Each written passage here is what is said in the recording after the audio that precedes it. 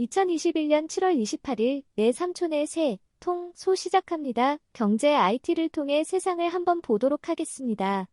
첫 번째, 창업벤처 생태계의 스케일업을 보여주는 국내 유니콘 기업은 역대 최대로 제2벤처 붐이라고 합니다.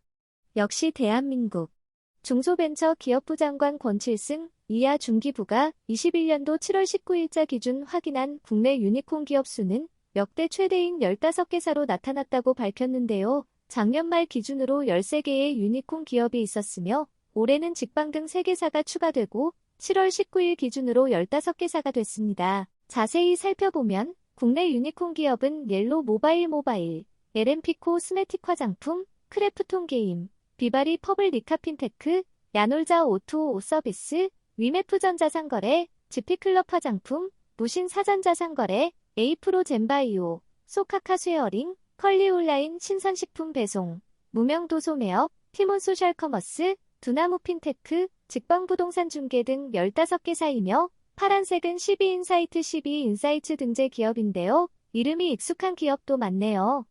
올해 새롭게 탄생한 유니콘 기업은 직방, 두나무, 컬리 등으로 각각 프롭테크, 프랍텍, 블록체인 기반 핀테크, 온라인 신선식품 배송 분야 등에서 빠르게 성장해 각 분야의 선도기업으로 자리 잡은 기업들입니다. 유니콘 기업은 글로벌 기준으로 1조 원 이상의 기업 가치가 있는 비상장 기업을 의미하기 때문에 인수합병 M&A나 상장한 경우에는 유니콘 기업에서 제외됩니다. 이러한 기준에 따라 올해 3월까지 12인사이트 등재가 유지됐던 쿠팡의 경우 미국 뉴욕 증시에 상장하면서 유니콘 기업 현황에서 제외됐는데요. 앞으로 더 많은 유니콘 기업이 나오고 미국 뉴욕 증시에 상장되어 우리나라 경제에 더 큰 활력을 불어넣기를 기원합니다. 코리아 파이팅. 두 번째, 네오뱅크는 보통 지점 없이 운영되는 디지털은행을 말합니다. 도전자 은행이라고도 부르는데 기존의 오프라인 지점 중심의 대형 은행들에 도전한다는 뜻이 담겨 있습니다. 카카오뱅크가 빨리 성장하고 상장까지 이른 것도 우리나라 기존 대형 은행들의 불편한 서비스를 개선한 점이 컸습니다. 이런 식으로 혁신기업은 기존의 질서를 허물어서 소비자들을 해방시키죠.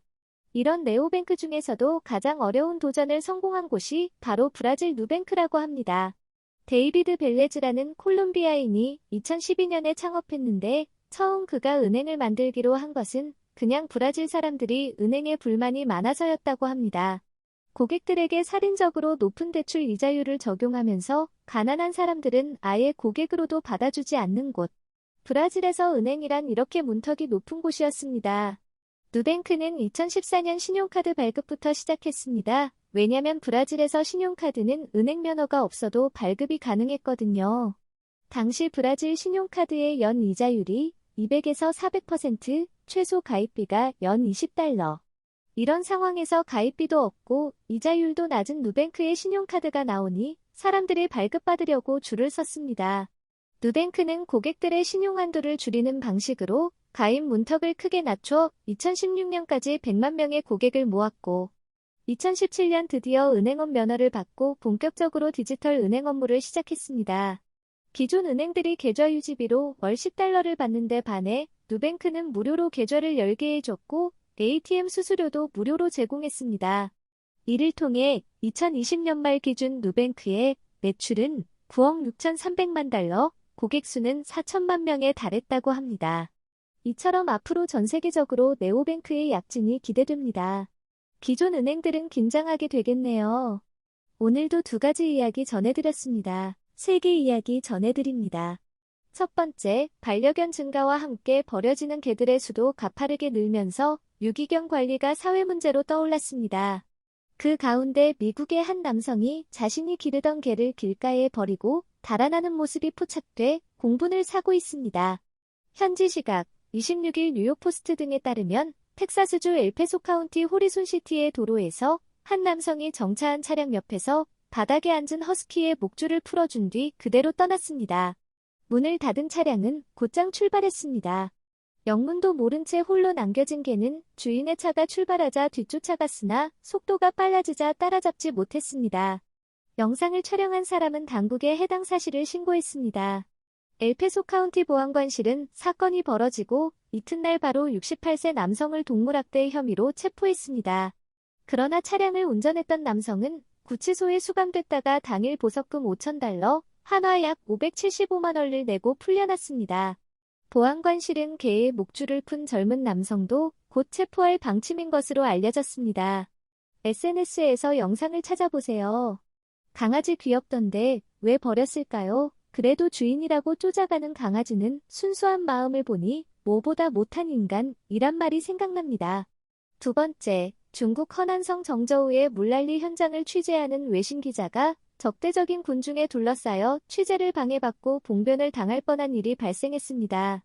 현지 주민들은 최근 신장 위구르 지역의 인권 탄압 의혹을 보도해 중국 정부와 갈등 중인 영국 BBC의 기자로 오인했던 것으로 드러났는데요. 피해를 입은 기자는 독일 방송국 소속으로 그는 만약 정말 BBC 기자였다면 무슨 일이 벌어졌을지 모르겠다며 우려를 표했다고 합니다.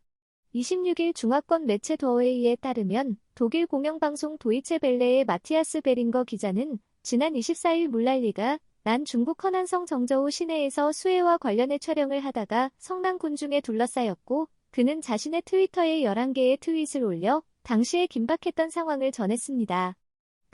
그들은 내게 로빈 브렌트의 사진을 보여주면서 당신이냐고 물었고 나를 밀치면서 나쁜 놈, 중국에 먹칠하지 말라고 소리를 질렀다면서 한 사람은 내 휴대전화를 잡아채기도 했다고 전했습니다. 베링거 기자는 결국 처음에 내게 말을 건 여성이 군중을 진정시켰고 내가 브렌트가 아니라는 것을 알게 된 군중도 조용해졌습니다. 일부는 내게 사과했다면서 중국 관영 매체와 국수주의자들 사이에서는 BBC 뉴스에 반대하는 캠페인이 벌어지고 있다고 전했다는군요. 자국 언론을 통제하고 중국 중심주의가 어떠한지 그 단면을 보여주는 장면입니다. 지금까지 세계 뉴스 2가지 전해드렸습니다. 금주 정치 세상을 통해 알게 된 소식 전해드립니다. 예전에 한나라당에서 부품 공작을 한 일이 있었습니다. 아마 1997년이었죠? 당시 이회창 후보의 지지율을 끌어올리기 위해 북한에 무력 시위를 요청했던 그 사건 말입니다. 최근 남북연락선이 복원되었습니다. 이 일을 두고 국힘당에서는 맹비난을 하고 있더군요. 특히 대선을 앞두고 있는 국면이라 그런지 야권 후보들 대부분이 비난을 하고 있는 것 같습니다. 14개월 만에 복원된 이 일은 국가적으로는 좋은 일이 아닐 수 없습니다. 이 일을 두고 쇼를 하느니 장꾀를 부린다느니 하면서 비난을 퍼붓는 것은 정말 아닌 것 같습니다. 민족이 소통하고 잘 될 수 있는 길이라면 이런 식의 비난보다는 앞으로 다시는 끊어지지 않도록 목소리를 높여주는 것이 진짜 대통령감으로서의 자세 아닐까요? 다음으로는 국힘당 대권 후보에 대한 이야기입니다. 윤 전 총장과 최 전 감사원장의 대결 구도가 흥미진진합니다. 현재 윤석열 전 총장이 20대, 최재형 전 감사원장이 5대의 지지율 조사가 나오고 있는데요. 최근 최 전 원장 쪽의 지지율은 조금씩 상승하고 있는 반면 윤 전 총장 측의 지지율은 계속해서 떨어지는 추세를 보이고 있습니다. 내부에서는 최 전 원장의 경우 10를 넘어갈 것인가에 대해 관심이 많다고들 하는데요. 아무튼 최근 선거에서 날고기는 인재들이 각 캠프로 모이고 있는 상황에서 과연 윤석열과 최재형 누가 본선으로 진출할 것인지 관심이 높아지고 있습니다. 민주당의 후보와 맞대결한 국힘당의 대선 후보, 과연 누가 될까요? 이상 정치 세계를 통해 알게 된 소식 전해드렸습니다. 오늘 사회 소식을 통해 알게 된 것들입니다. 첫 번째 소식은 불이 난 집에 아이를 두고 나와 숨지게 한 혐의로 기소된 20대 어머니가 2심에서도 무죄를 선고받았다는 소식입니다. 잘잘못을 떠나 자신의 아이가 불길 속에서 죽은 것만으로도 엄마는 넘치는 벌을 받은 것이라 생각되네요. 아이의 명복을 빕니다. 두 번째 소식은 자신이 지도하던 학생들이 발표회에서 받은 상금 절반을 가로채 재판에 넘겨진 전 국립대 교수가 집행유예를 확정받았다는 소식입니다. 김 씨는 발표회가 끝난 다음 학생에게 상금이 언제 들어오느냐, 나중에 상금이 들어오면 바로 알려달라고 여러 차례 말한 것으로 전해졌습니다. 경력금은 못 줄 망정 그걸 뺏어가다니. 교수 채용 시 인성검사 꼭 필요해 보입니다. 세 번째 소식은 서울의 한 고등학교 야구부 부원들이 몇몇 선배들 때문에 이 더운 여름에 운동할 때 물도 못 마시고 있다며 부조리를 폭로했습니다. A씨가 게시한 카카오톡 단체 대화 내역에 따르면 B 선수와 C 선수는 후배들에게 부실해 있는 날파리 1인당 100마리씩 잡아라라는 등 갑질성 발언을 자행했습니다. 꼰대 문화는 나이에 국한되는 게 아닌 것 같습니다. 꼰대 문화 이제는 뿌리 뽑읍시다. 이상세, 통, 소 마칩니다. 행복한 수요일 되세요. 브로우커리